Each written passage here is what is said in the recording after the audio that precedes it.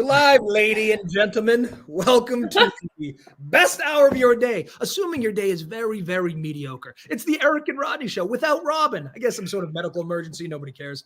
We have a tremendous guest today, the CEO and founder of Crossover Meats, Michelle Adelman. Thank you for being here. Yay. Welcome. We have two people from New York on the show. Neither one is me. Before we get into the Michelle portion of the show, we're going to cover the news because America demands our opinions on such things. Normally, Robin would do this, and I'm overqualified, but it's up to me. So, the first news story. Are you guys ready? Do you want to make small talk before we get into the news? We could just go. Right.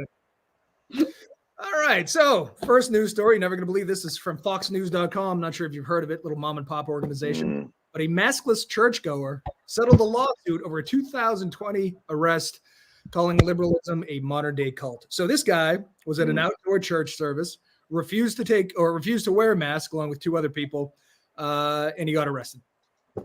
Now, what I find fascinating, one of the many things I find fascinating about the right, they love law and order until they have to follow until they have to follow laws.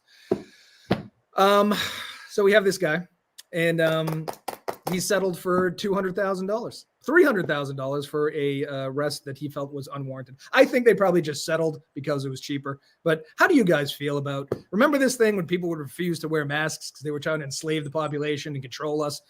Didn't really turn out that way, but here we are. I have a couple of questions. So this is in Moscow, Idaho? It's in Moscow, yes. Hold on. Isn't that where the kids were killed recently by the serial killer? Oh, I don't know. Was it? Yeah, I've been hearing a lot about it. That's my first question. Second question. Yep. Is if he's outside, what does he need a mask for? I think in the early days of the pandemic, we had to wear masks all the time. Yeah. This is a while ago because I'm thinking, does anyone wear masks? Michael Jackson was the last person I saw wearing a mask. No, this was 2020. This is very early. Oh, okay. This is when they began to rise against the masks because they were trying to control. Because I could tell you, like in New York, we had to wear masks indoors, but you could sit outside and eat because apparently COVID doesn't work outside in a tent. Only indoors. Right. And structural. Yeah. It was very bizarre. They made a point to say that they took a hymn book out of his hands because they really wanted to play up the fact that he was in church, as if they could arrest you while you're holding a book. Fox News really tries to skew certain things in a particular way. I can't quite put my hand on it. It's almost like they don't like people, but I can't put my finger on it. I think they like half the people here. It's a certain half. I don't know. Michelle, were you? What was your stance on the masks? Remember we had to wear those? Yeah, we had to wear those. Except for I was locked down in Africa, so I kind of got stuck there for 8 months. And luckily, I was on my farm, so we didn't do a lot of masking because we were outside. A lot of mask wearing. We were outside, growing food, making sure the people were fed. In a little country that only had 2 million people, so we were able to do a lot of social distancing. Wow! So you were stuck in Africa because you lived there anyway, but you were stuck for an extended period because you couldn't get back. Yeah, I had actually I've been traveling. Long story, right? I've been traveling from Bangladesh, and somehow the borders were just closing behind me everywhere I went, and I had about 24 hours notice that they were closing I was in Botswana and was only supposed to be there for a couple of weeks. And then I had about 24 hours notice they were closing the borders, and there was like no way for me to like get on the capital and get on a plane to Ethiopia without any connecting flight. And so I ended up just thinking I was staying for a couple of weeks without wine, by the way, because they also banned alcohol somewhere along the way. Oh my God. You had to and and 8 months later, I walked across the border with my suitcases. I was like, and I had to literally get permission from the Minister of Health to leave the country. Wow. So what was the COVID situation like in general? So you were in a rural. Yeah, we were in a fairly rural setting. It's interesting in, having spent time in both, parts of Africa and in Bangladesh during that period. Obviously, the approach to COVID was much different when you're dealing with, a lot of rural communities and so forth. And, when you had a lot of people that were literally like outside, who work outside, they get vitamin D, they have a lot of fresh air. We didn't see the COVID spread, or we didn't see the impact of COVID the way that we did when people were in, very urban areas or nursing homes, right, where they're very densely populated.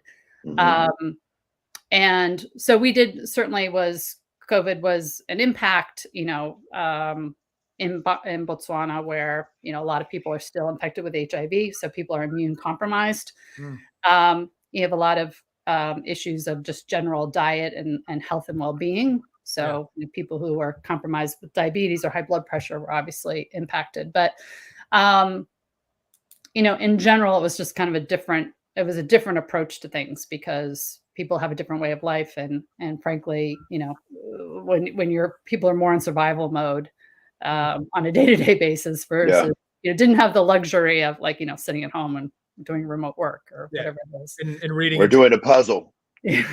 Right. Yeah. Or baking bread or any of the other crap everyone's doing. Right. So was there a general, so obviously Africa is gigantic and very diverse. Yes. Was there, did the conspiratorial aspect to COVID exist over there? Was it like government mind control and they're trying to control us and all that? Did that exist as well? Oh yeah. Yeah. There definitely was that. A lot of government controls. I mean, we were in a technical state of emergency for over a year. Borders were closed. Obviously, you had to wear masks. You had to carry permits to get in and out of town. They banned alcohol, which was, really became confusing for a lot of people who thought they needed to survive. Well, why did they ban alcohol? Yeah, it doesn't make any sense. The theory, talk about government conspiracies and trying to control you. But, the theory was trying to keep, alcohol-related gender-based violence, drunk driving, all those issues out of the hospital to try to keep the hospital beds available for COVID patients. Wow. Because there is in certain parts of Africa, there is a lot of challenge with alcoholism and especially in poor communities. There's a lot of community spread in bars, right? Because, we can't afford a bottle of beer each, so we'll buy one and share it. So, so there was a lot of trying to slow down community spread by closing down the bars and trying to keep alcohol-related, traffic accidents, murders, whatever, out of the hospitals to keep beds open for COVID patients.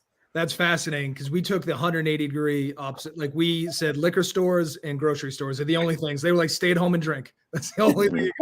That's all they wanted you to do. Yeah, that's true. Wow, that's fascinating. All right. Well, I think we covered the COVID. Remember COVID? It's a big thing. Remember that thing? Oh, boy. We had. The next story, I don't know why. So these are Robin's stories that he picked out. I'm sure they had some sort of running theme, but since he's not on the show, I don't know what they are. The next one is about Ayn Rand. She's making the news these days. On Fox. She passed away, right?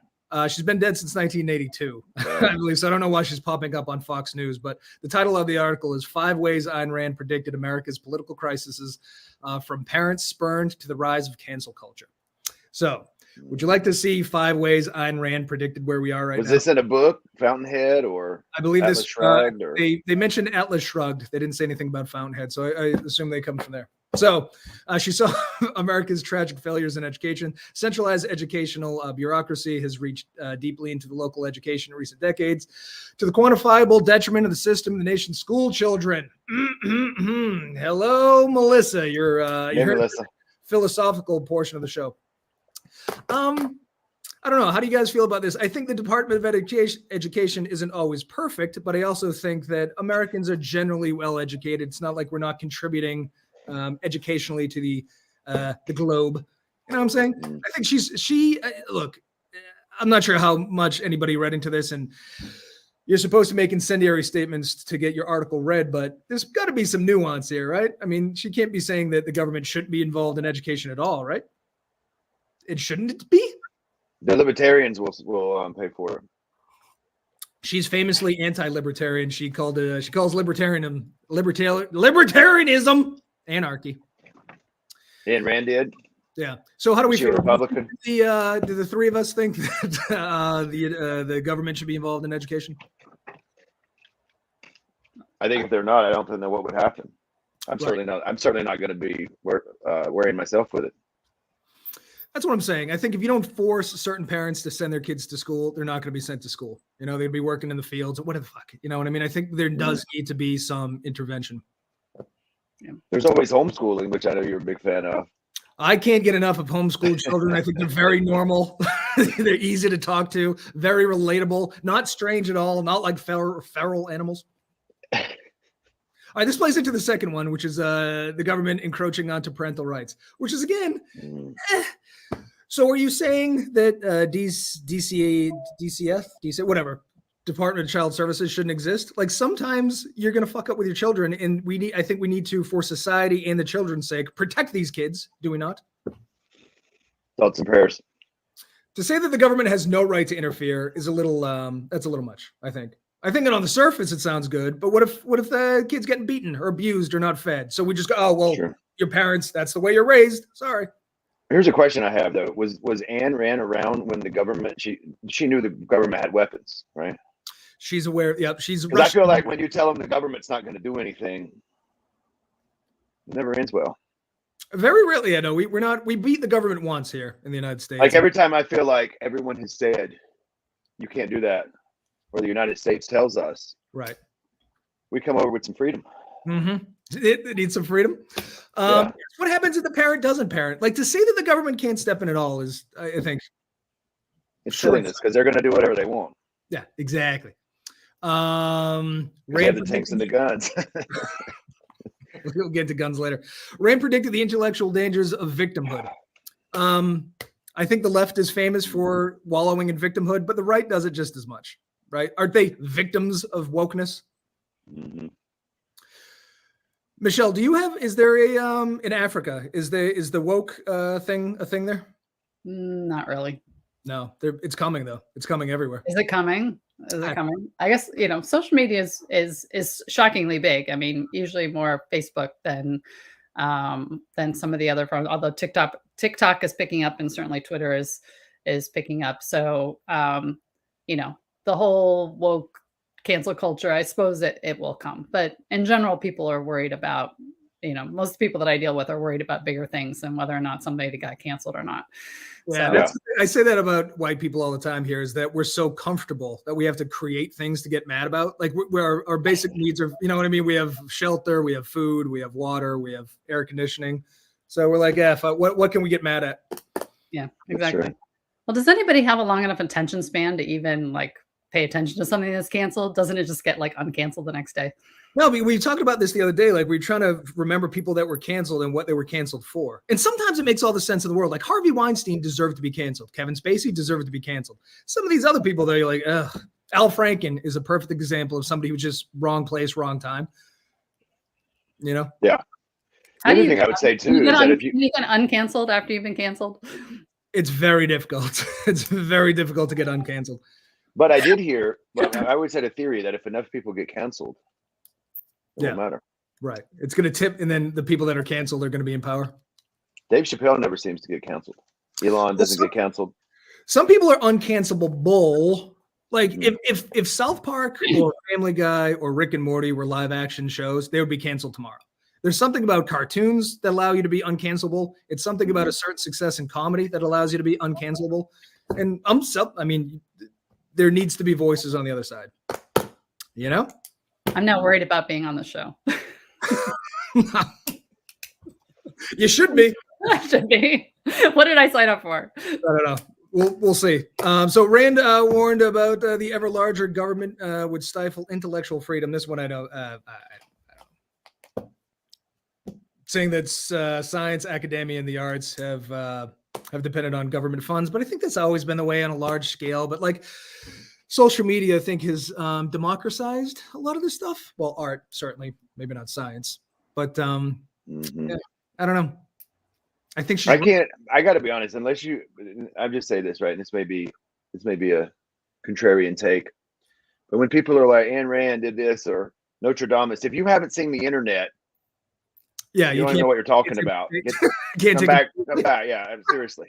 So everyone who's pre-internet, we shouldn't listen to it all. Well, yeah, I was just like I'll be straight. If I see a movie, right, unless I've seen it before, that was made in 2012 or something, I'm like, they don't even know what's going on.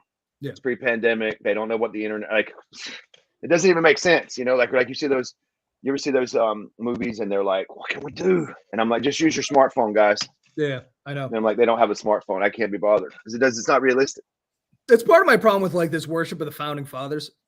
They bathed once a month. They wore powdered wigs. They owned humans. And I'm supposed to go, these are the smartest people that ever existed. I'm not so sure. I mean, I'm sure it's hard for their time. Right. But you're telling me they're smarter than a fifth grader now? I don't think so. Do you know how to use the computer, George Washington? Show me how to reset your iPad. I'll wait. Go. Yeah. Like the people that wrote the Bible were like Bronze Age sheep herders. I'm supposed to go, yep, they nailed it. They got it right. Fucking unbelievable. Who'd thunk? Right down the middle. And something about capitalism would perish in a society covered by cancel. I don't know how she's tying this into cancel culture and capitalism. So she invented cancel culture? Who knew? I didn't know. I think they're really smushing together some broad ideas of hers and then making it seem like she knows what the fuck cancel culture is. Because she died in 1982. Nobody was getting canceled in 1982. As a matter of fact, I think everybody was on cocaine, right? I wasn't there. I was one. I mean, maybe were you guys around? I was around. How was it? Cocaine fueled? It was every day. Party after party. It was like Studio 54 every day. In 1982. Yeah, nobody's getting canceled. It was a lovely time. Getting canceled. Unless you have more on this. No. I'm trying to get through this so we can get to the Michelle portion. Yeah. All right. Are you too familiar with the 1975? The band?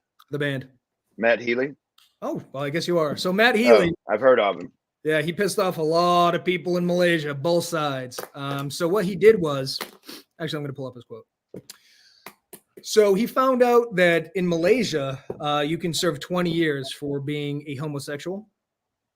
Evidently, he did not know this, but once he got there, he found out. So he's up there. He said, I don't see the fucking point, right? I don't see the point of inviting the 1975 to a country and then telling us who we can have sex with. I'll take your money. You can ban me, but I've done this before and it doesn't feel good. Then he grabbed his bandmate and made out with him. It's very aggressive. It was a lot of tongue. Isn't this Taylor Swift's boyfriend? Yes. So I was going to say he went from Taylor Swift to his bassist, which seems like a fall from grace. But so the band set was shut down, and then he got banned from Kuala Lumpur. And then so he's part of a festival. They canceled the next 2 days of the festival. So all the artists that were set to perform those next 2 days had to go home. Now, not only did he upset the Malaysian government and those in power, but he upset those who he was trying to defend. The LGBTQ community is mad because they're arguing he's made it harder for them to exist now because he's riled things up. You know, he's gotten everybody more into the topic. So the other thing they said is that he has a white savior complex. So he's from the Western world and bringing his ideology to the East. What I will say about this is they invited the 1975. They know what the music's about. It's a fucking rock and roll act. He's out of his mind. He said racist, misogynistic things before. You put him on stage. What the fuck do you expect? You know? Yeah. I got to be honest. I'd never heard of him until this story. And then I heard when he was dating Taylor Swift's. Here's my point, though, right? I'm just asking. So the punishment if you're gay in Malaysia is you go to prison? For 20 years. An all-male prison. What are you getting at? I'm just circling it back here. It's like when I said, well, we can't eat inside during COVID, but we can eat outside in a makeshift building where we're all sitting. They're like, well, you have to wear your mask when you stand up because we can't get it sitting down. Do you don't think the Malaysian government knows what goes on in all men prisons? I got to be honest. I don't think the Malaysian government knows what's going on. Number one, why in the world would, like, out of all the bands, right? Where they like, let's get the Rolling Stones. Yeah. Let's get Paul McCartney, the 1975. Yeah. Have you heard their lyrics? I mean, I've never heard their lyrics, but the most shocking part of that story was they were headlining something. I'm confused. all this hate for the 1975. I mean, I just don't understand it. This reminds me, I don't know if you saw, but there were two great documentaries on Woodstock 99 that came out in the last year. And both of them mentioned that there was chaos at the end and Limp Bizkit was supposed to close the show. And they did. Limp Bizkit's big song at the time was Break Shit, right? So they end the set with Break Shit. And listen, I don't like Limp Bizkit. I don't like to defend Fred Durst, but the concert promoters were like, he gets up there and in the crowd's wild, the set shit on fire, tipping over porta potties, and he's singing Break Shit. Like, you thought Fred Durst was going to calm the crowd down. You know what you were getting into when you decided Limp Bizkit was going to headline. Yeah. Don't invite them if that's not the atmosphere that you want to happen. Same thing with the 1975. What do you think? What has Fred been up to these days, I wonder? Have you seen him lately? No. Oh, is he a sight for sore eyes? He has not aged well. Yikes. He what a mess. What a mess. Anyway, so everyone's upset at Matt Healy. What do you think of the white savior thing that we're pushing our agendas? Here's I don't know. Go ahead. You go first. Me? Yeah. I have to. Well, anyway. I don't know. So here's a couple of more things that's wrong with this story. The Malaysian government picks out 1975. They must have not had a big budget. Second of all, he's the white savior. Right. It's an odd choice. It's not Joe Biden. He's no Jesus. No. I still don't understand. Like, they're like, he's trying to spread his ideology. He mixes brown and black together in his outfits, guys. You saw that picture of him. Who dressed him? That's the problem. That's Jonah Hill. Did Jonah Hill dress him? I just think, okay, I get the white savior thing, but objectively speaking, sending a homosexual to prison for 20 years is like wrong. Like, isn't there a line in the sand where we can go? I got to be honest, though. That's why I was asking you. Like, again, I am a straight male, but if I was a gay male and I was in Malaysia, and you're going to put me in prison for 20 years with other men? I like how you're into this. I mean, it's counter. It's like, you robbed a bank. We're going to put you working at the bank. That sounds right. Or like when the government's like, we're going to investigate ourselves. They're like, nothing happened. Oddly enough, who knew?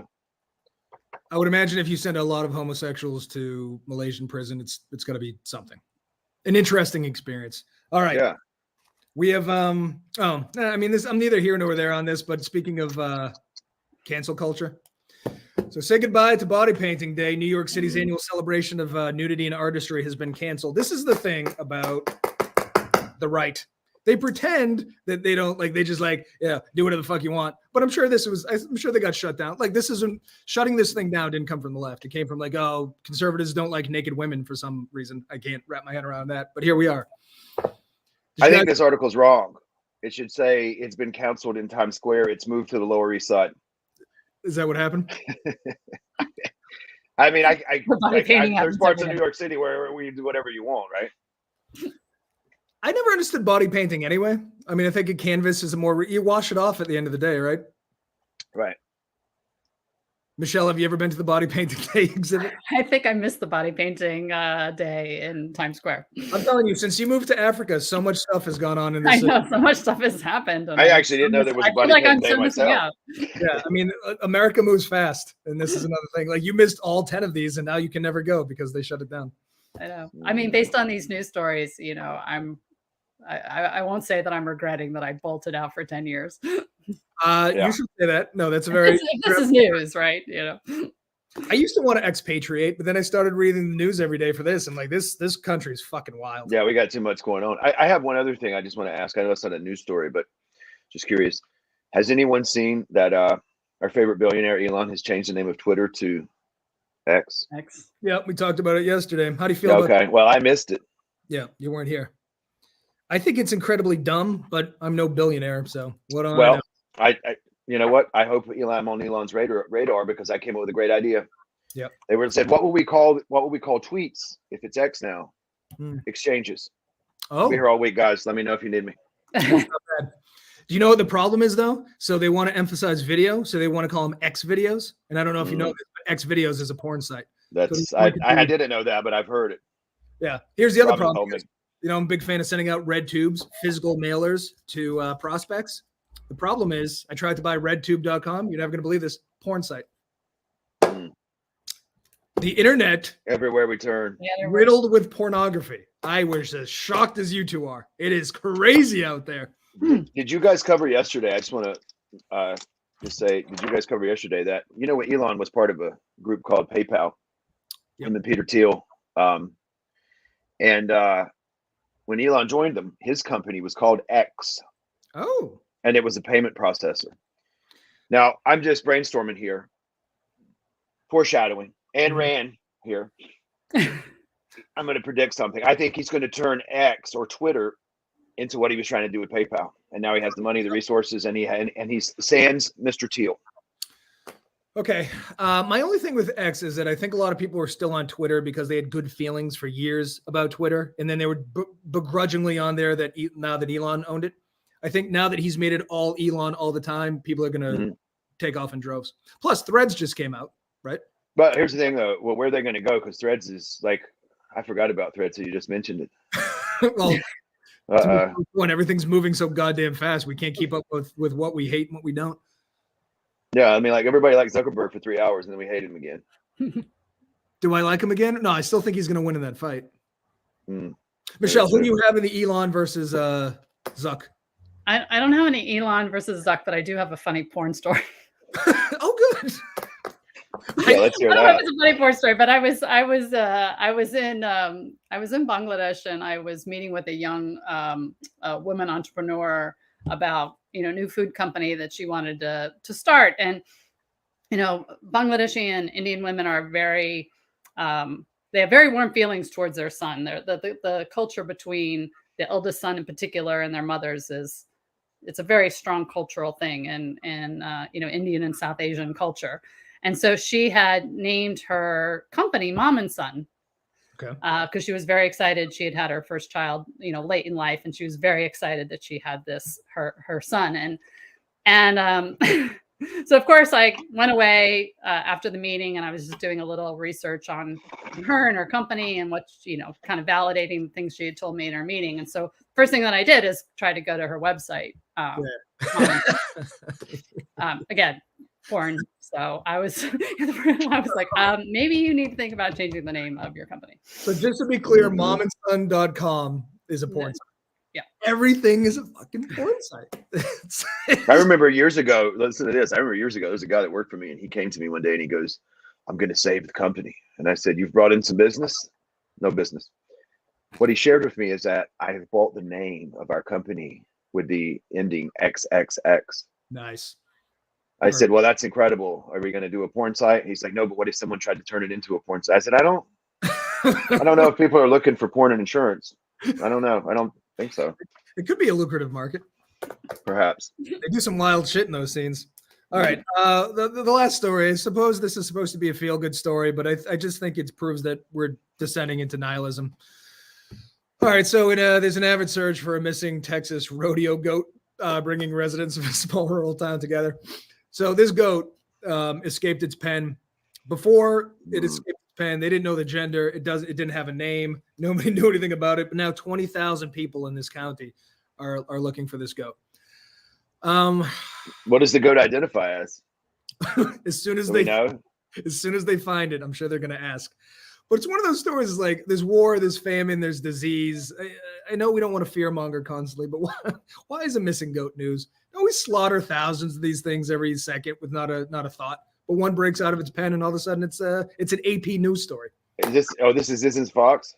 No, this is the Associated Press. If it was Fox, I'd go, okay, they're a tabloid. They get a lot of shit. Yeah, I mean, that makes sense to me. I just had Fox written all over. I saw Fox in his eyes. Right. No, this is covered by a. Let me ask you one other question, though. I'm just curious. So they got a picture of him. He turned around for a picture by the fence, and they just couldn't catch him, couldn't get him. I think they're using this goat to represent the goat. I'm not sure. Oh, okay. Because I'm thinking if you can't catch this guy in the middle of in a gate, my God, who's doing this? Right. Maybe you ran away to like goat yoga. Goat yoga. Oh, we should cover goat yoga. This is one of those white chick things that just blows. I've done goat yoga. You've done goat yoga at a what was the place like a goat farm. Yeah, that's a good place. Not ideal. Not ideal. It's okay. It's just I mean, in my mind, right? Yoga already sucks. Yeah. And then you have these animals who, unfortunately, you're not gonna believe this. They go all the time. And they're yeah. It's not ideal. It's not ideal. Their shitting habits aren't that hygienic either, right? Like they're it's everywhere. There's the rat. I call them rabbit balls, but they're goat balls everywhere, and they're not the kind that we like to eat. Right. So to get down on the ground and exercise with animals, large animals who shit constantly, it just and then the goat literally will just jump on you. Yeah. Why is that? With their hooves.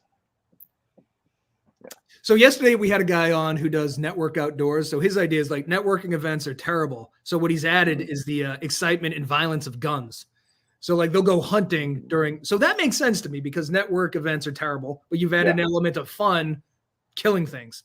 This yoga sucks. Goats suck. Why would you put those two things together? I did it.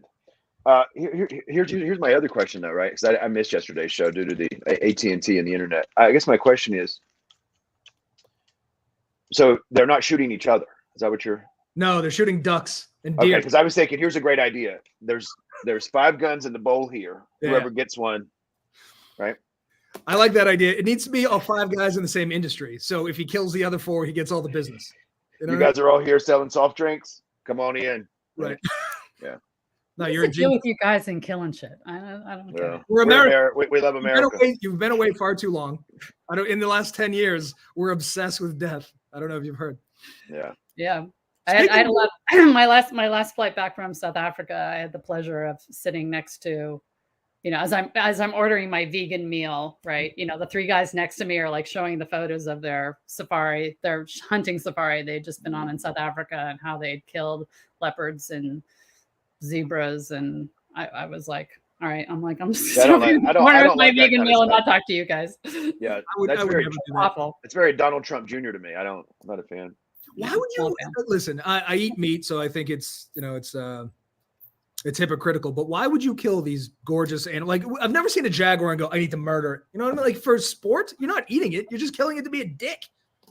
Basically. Here's how I think it should work. If you want to get a picture with the animal, we drop you off with a knife. Yeah, exactly. Good luck. Let us know how it goes. So we were talking yesterday. I was talking about how, like, look at my hair. There's no way I'm a hunter, right?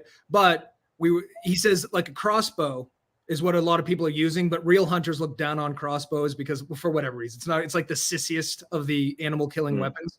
So and then Robin asked what the best weapon was, and they were talking. I kind of zoned out because I don't care about weapons. But I said the most badass weapon would be a white glove, because you go up to the animal, you smack it in the face like a duel, and then you have to fight each other. That's hunting to me, not hiding in a tree covered in camouflage, covered in piss, because doesn't that attract deer? That's not really hunting. So he said that people look down on the crossbow. Why wouldn't they just use a gun? I'm just trying to wrap my head around it all. I don't know. Not a hunter. I'm a lover. Yeah, I'm not either. Speaking of, I don't know, weird segue, but we killed a half hour. So Michelle, you portion of the show. Congratulations. Yeah, we did it. We did it without Robin. Didn't go as smoothly, but what are you going to do? So Michelle, you have quite the story. As we've alluded to about 50 times, you lived in Africa. Yeah. All right. Do you want to give us some background and the whole story? I like you got to tell the part about the lettuce. I like that part. You got to tell the part about the lettuce? No, I decided I wasn't going to make any money growing lettuce. Yes. So, all right. Well, quick. We'll try to do the quick backstory. So, I am from New York. I used to hang out with Rodney, in New York City. Actually from Western New York, where I am right now, south of Buffalo. Nice. But lived in New York, worked for Accenture for 20 some years. And then had traveled to Africa. I'd worked all over the world. China, Middle East, not so much Middle East, South Asia, Europe, obviously around the US, and I had never been to Africa. So I went to Africa on vacation and went on safari, as one does. And strangely enough, I was going to Africa because I was like really high strung and I needed to like unwind. And I was like, this is great. Like, get rid of, at that time, my BlackBerry and, really get out into the bush and, kind of unplug from everything. And, shockingly enough, about 3 days after being on safari, I was bored. Nice.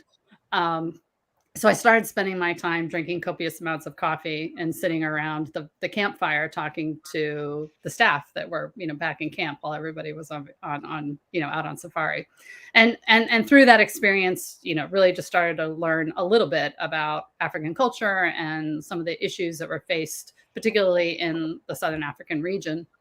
And started a foundation called the Impact Fund. And you can find us on travelforimpact.com. Where we created and supported programs particularly focused around orphan and vulnerable children, women, and culture and heritage preservation. So I've been on vacation, went back to New York, was working, kind of popping back and forth between Africa and New York as I could. And then I, at some point in the game, decided that I was going to take a 2-year sabbatical and move to Africa and spend some time building small businesses. And at the time, it was like kind of a little list of cottage businesses that would help create and support employment for women in particular. So my mother, who was pretty sure that I was having a midlife crisis, was not very supportive of this, but off I went anyway. And, that 2-year sabbatical has turned into, kind of a 10-year love affair, if you like, with the continent and trying to face some of the challenges and trying to deal with some of the challenges that are faced. So my kind of thesis around where I wanted to build businesses was around, I wanted to create new businesses that would create new economic growth in the economy, because most of the Southern African governments are very dependent on government mining and minerals, kind of digging things out of the ground, or just trade, right? Like, so if you don't have something, you just buy it from China, really, mostly. Mm-hmm. And there's not a lot of manufacturing. And growing up, in Buffalo, we like to make stuff. And so I was like, where is it that people make things? And there kind of wasn't anything.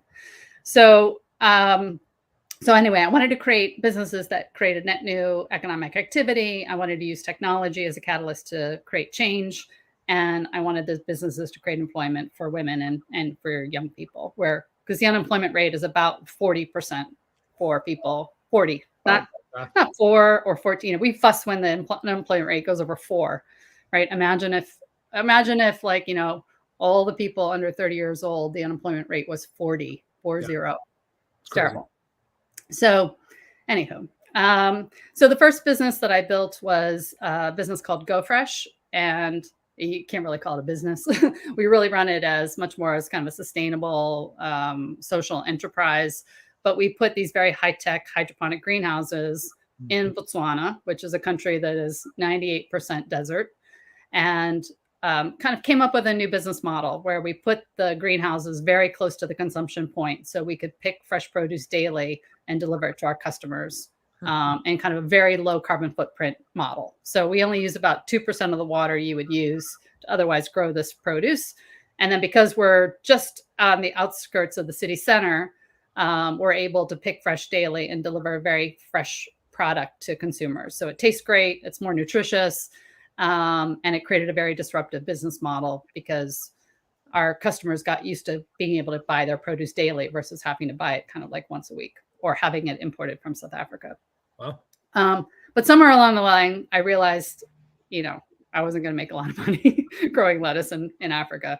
I wasn't going to make any money, actually, as the case may be. But we do employ over 40 people. Wow. Before COVID, about 75 people. So, it's very near and dear to my heart in an important way that we create employment for women and help them support their kids and feed their kids and their sisters' kids, as the case may be. Great. So 2%. So in a place where there's probably not a lot of water, using 2% of that has to be like, why isn't this like universally adopted or continentally adopted?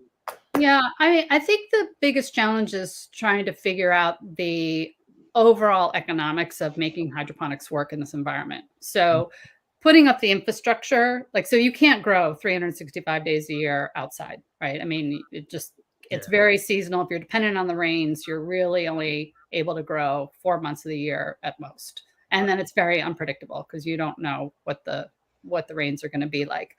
But the infrastructure that you need to put up to both cool the greenhouse, because, it's over 100 degrees, many days of the year, to be able to cool the greenhouse, to be able to keep this infrastructure up and running, the electricity to run the greenhouse, it's expensive. And one of our challenges is that the price of produce in our market is much lower than it is here. So the same exact tomato that you would go to Whole Foods or Wegmans or wherever you buy, you're paying $3 a pound, which is what, $6.50 a kilogram. The most I can charge is probably $1 a kilogram. Oh. So the price is effectively the same, right? It's the same exact greenhouse. The inputs cost the same. The electricity is a little cheaper because we run part of it on solar. Our labor is a little bit cheaper, but we need more of it. Right. So the economics of trying to make this work in a market where the price of produce is very depressed, primarily because people can't afford produce. So once produce starts to become very expensive, people just stop buying it because you have to make a life decision, right? Do I want to buy tomatoes or do I want to buy airtime units for my cell phone? Do I want to buy spinach or do I want to buy electricity units to keep the lights on so the kids can study at night, right? So once the price of produce starts to get high, people make life decisions about whether or not they're going to choose to eat fresh produce or not. So that's why their diets. Do you think a lot of these problems, I'm just asking because I've never been to Africa. Do you think a lot of these problems are just because of politicians and just corrupt people, or like what? Like why do you think this is? I think it depends to some extent where you are. I mean, Botswana in particular is known as being one of the less corrupt countries, in Africa. You move next door to South Africa, it's a little bit of a different story. I mean, we need to have like a whole history of Africa. Talk about poverty and economic development in Africa. But there is a real lack of economic diversification away from metals and mining, right? I mean, a lot of these African countries have made so much of their money on natural resources, whether it be diamond, gold, platinum, whatever they're digging out of the ground. Sure. A lot of that money goes into government coffers. So the management of which is then kind of hard to control. Sure. And the economic diversification into whether it be manufacturing or whether it be the information economy, tourism is now becoming increasingly important in a lot of these economies. So COVID had, huge impact on South Africa, Botswana, a lot of these economies that are dependent on tourism. It's now, 12, 13, 14% of GDP, basically evaporated overnight. It makes a really big difference. So we have to have a much longer conversation on that. That makes sense. Yeah. Sure. That's like saying boil the ocean in 2 minutes. I think you're right. good. We did. All right, so you're growing. So you got this hydroponic.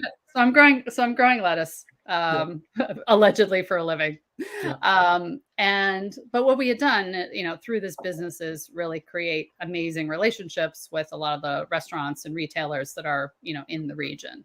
So I started thinking about, okay, well, what is the next big food security problem, right? So, we figured out how to grow fresh produce year round to develop, to produce a very high quality product. We haven't figured out how to really make money, but we know how to do it. And that solves a problem because most of the fresh produce, 40% of the fresh produce in Africa is either lost or stolen somewhere in the supply chain. Jesus. So the fact that we can grow, look close to the consumer and have almost no spoilage is an important, it's kind of an important innovation from a business model perspective. Right. So to me, the next big problem is access to protein. So, unlike the US, where we are huge consumers of meat and dairy protein, right? 210 pounds of meat per person per year. Nice. Good job, America. Kind of a disgusting statistic if you actually think about how much meat that is per day, per person. You should mention you're a vegan at this point, too. I should mention I'm vegan at this point? Okay. All right. Well, even if I'm not vegan, 210 pounds of meat per person per day is still. I got good news. I'm doubling that for you. So I'm making up. Anyway, but if you look at most of Africa, the protein consumption is on a per capita basis is very low. So even in South Africa, South Africa and Botswana, which would be the highest consumers, it's half on a per capita basis what Americans eat. But the population is growing and people are moving into the middle class. So if you think about kind of future food security problems and the fact that we're going to have 10 billion people on the planet by 2050 and we need to feed them all, a lot of that growth is coming from Africa and South Asia, right? So our population isn't really growing. Our consumption isn't really growing materially. The consumption growth is where people are now moving in the middle class. They can afford to buy more protein products, meat and dairy. And so if you look forward, that's the big growth problem.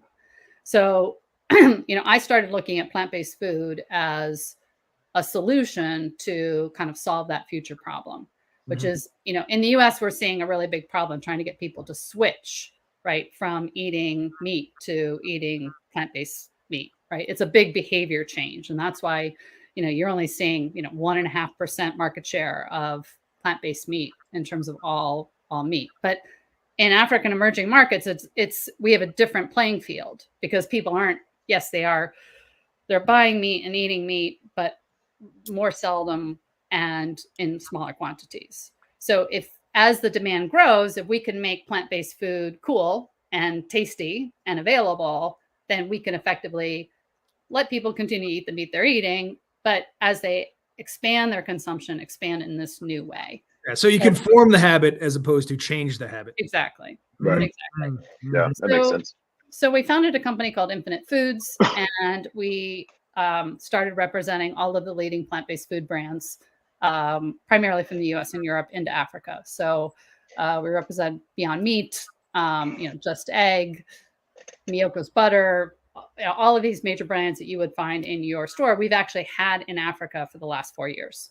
And we've been able to demonstrate that people will really eat these products, and there is a demand for them. And so that's kind of the first step of our Infinite Foods business plan, right? Which is one is first to kind of convince the world that yes, plant-based and Africans, right?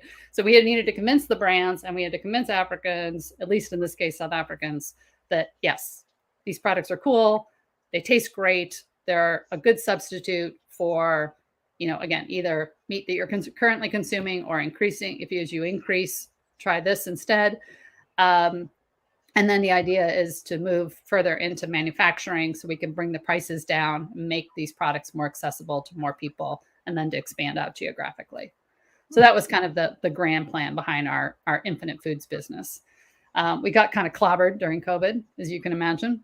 And so we're in the process of kind of resetting our strategy. We've been fundraising for a bit, and we're hoping that actually in the next couple of weeks we'll be kind of off to the races again. But it's been a challenge. So you're not only trying to feed Africa, though, you're also, as a vegan, trying to feed the United States. Some meats. You want to talk about crossover meats?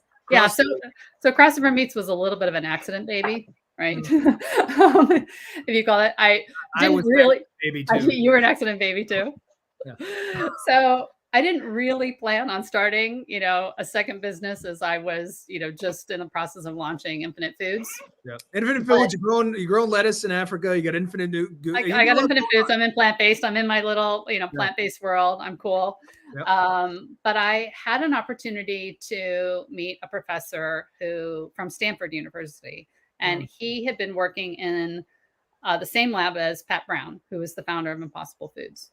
And they were studying the molecular makeup of meat. And he was out pitching this, and Dari, if you're out there, I'm really sorry, but he was pitching this thing called eco meat. And one of my mentors and advisors had kind of pitched me this thing saying, hey, this guy's looking for investors or entrepreneurs for this new business, look at it if you're interested. And I was like, eco meat. I was like, who wants eco meat? Right. But, I was in California at the time, and coffee is like $8. So, and coming from Africa, I was like, oh my gosh. So I was like, if I can get a free cup of coffee, I'll go listen to this pitch. All right. So can I just tell you, Americans are obsessed with killing things. Our coffee is $8. We're mad. How did that happen? We're homicidal. And now you understand why. Yeah. Right. So anyway, I went and listened to his pitch, and it was interesting because I was sitting on it, listening with my African hat on. But what he did is, what happened with Impossible is we realized, and through this study and through this research, that meat is basically made up of 3 core components, right? It's got lean muscle protein, fat, and blood.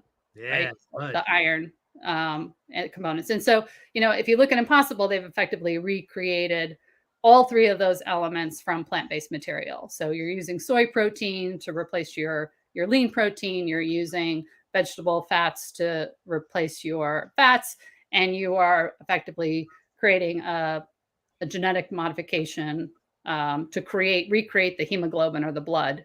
So you have the iron, and you have that slightly metallic taste. The burger's juicy, and it bleeds the way it looks like a burger is supposed to look.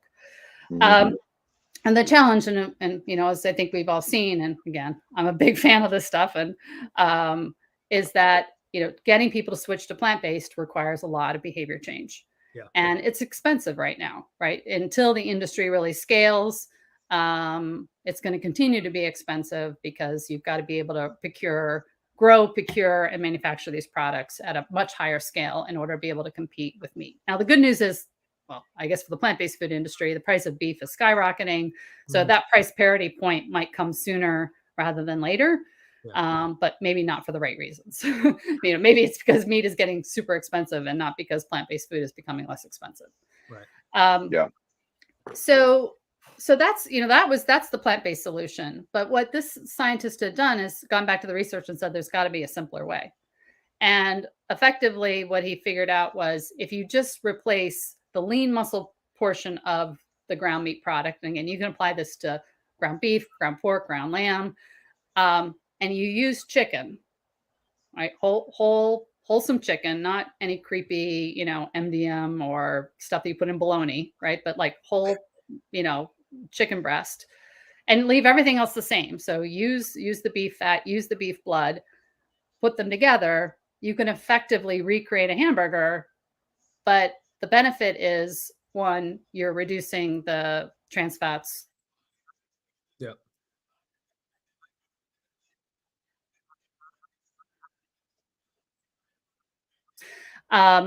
Trans fats in Africa is trans fats in Africa, but you reduce the trans fats. Two is you reduce the environmental footprint by 50%. 50%, right? That's which is a lot. Yeah, that is a lot. So, because poultry and chicken is much more environmentally friendly to produce than beef or pork, particularly or lamb, particularly the ruminant animals. Mm-hmm. And then you can reduce the price by about 20%. So suddenly you've got a product that is healthier, it's better for the environment, and it's lower cost. And it looks, tastes, cooks. I think, Eric, you've had a chance to have the burgers, just like ground beef, or just like ground lamb, or just like ground pork. Mm-hmm. And so our hope with crossover meats, and that's what it's called, crossover, because we kind of see this as a bridge between, the current food system that we have into. That's a much better name, by the way. Someday we'll get everybody to be plant-based. Yeah. But it's a way of providing consumers a product that they really want, right? 98% of the people are still wanting to buy real meat. So give the people what they want. Yeah. But do it in a way that actually protects the planet. And, I think that this whole idea of climate change and sustainability decisions that we make on a daily basis is really hard, right? It's really hard to, first of all, I think a lot of times when we want to buy sustainable products, we're paying a premium for them. Yeah. Or they're inconvenient, right? I really want to buy this thing that's wrapped in plastic, but gosh, it's so inconvenient if I have to buy it in a different format. Right. So we make these decisions about sustainability, but it's really hard on a daily basis because we have to give up something, right? We have to pay more money, or we have to give up convenience. And, the food choices that you make is probably the easiest thing that you can do as an individual to make an impact on climate change. Right. And particularly looking at the red meat that you eat, which is, one of the biggest, meat and dairy are two of the biggest contributors to CO2 emissions. And, agriculture is a huge part of what's driving climate change. Yeah. And of that agriculture, meat and dairy are, some of the biggest contributors. So if you can make conscious choices, and you have that choice 3 times a day, right? You have this voluntary choice that you can make around if you eat this or eat that. And by choosing crossover meats, we hope that consumers will make that decision, be able to still enjoy a real meat, wholesome, all natural product, but be able to cut their environmental footprint without having to pay more money. Right. So the question now, or the challenge now, is to get the word out about crossover, right? Yeah. So I've been talking. I think it's worth a discussion here. So we want to make the Eric and Rodney Show with Robin or without Robin, doesn't matter. Huge. You want to get the word out about crossover beef. I think we buy a food truck and we do a 30-city tour. The Eric and Rodney Show on the road, serving crossover burgers. Yeah. We do it like a Where's Waldo thing, right? Yes. Mm-hmm. Yes. They have to find us. Yep. I could have. Well, they're going to find us because there's going to be like there's going to be like a big guy in a chicken suit. And he's going to be wearing a T-shirt and says, "I love cows." That's going to be Robin when he gets out of the hospital. That'll be Robin. Is that your role? You're going to wear the chicken suit? Well, no, not Rodney. Our Asian friend Robin. Here's the good thing. He's small. So the chicken suit will be less expensive. Yeah. You don't have to buy a big chicken suit. You buy a little tiny chicken suit. And he wanted to be a chicken, oddly enough. When he was growing up, he said that was his dream to become a chicken. Yep. Win-win-win. So how are things going so far? You've had some interest from White Castle, right? You had interest in major supermarket chains, so it's moving. Yeah, so it's been good. So we, was again great decisions on my part. So we started the company in 2019.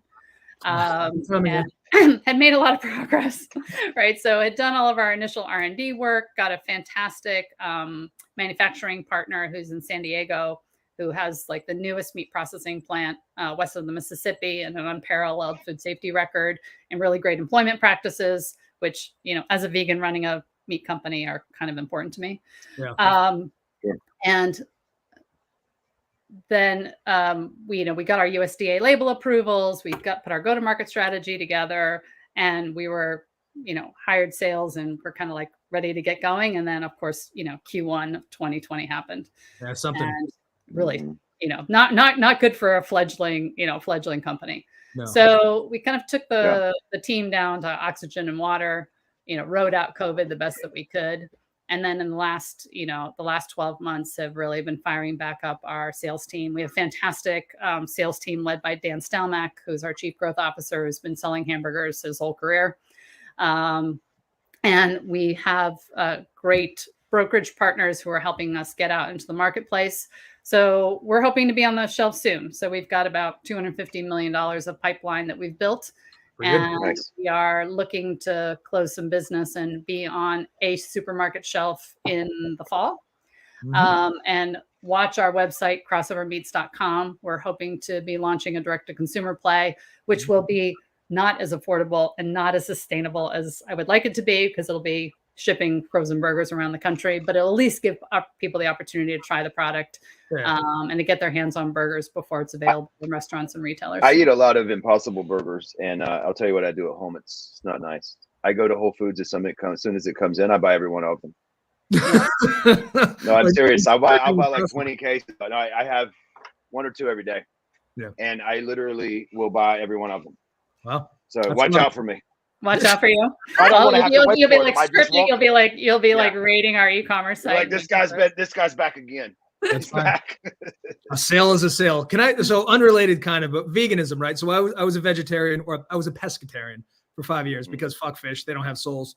But like everyone has a thing when they're not eating meat that tempts them.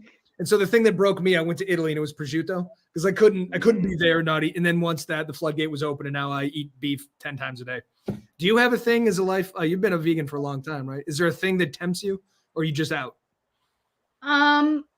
Look, I'm in the meat industry. I shouldn't be doing this while I'm promoting my meat company, but I've been in enough slaughterhouses and enough meat processing plants that I'm really just so grossed out by it that it doesn't. I'm so not tempted. But look, I mean, and again, this will upset vegans, and there's a lot of people who play on the spectrum of veganism, right? And I think that one of the things about becoming vegan over the last 10 years, and I started really more for food safety reasons. Like when I was in Africa, I was like, okay, I don't necessarily trust the quality of the meat that I'm eating, because I don't trust what the farmers are feeding or how they're dosing antibiotics or whether they're using growth hormone. So I kind of stopped eating meat more from a food safety perspective. And then the less meat that I ate, I found out the less that I wanted it. And then ultimately, I stopped eating meat altogether. But I think that being vegan has made me a kinder, more compassionate person, if that's possible. Like, there was a spider in my shower the other day, and normally I would have like flushed him down the drain. I actually shoot him out. I'm assuming it was a he spider. I guess it could have been a she spider, but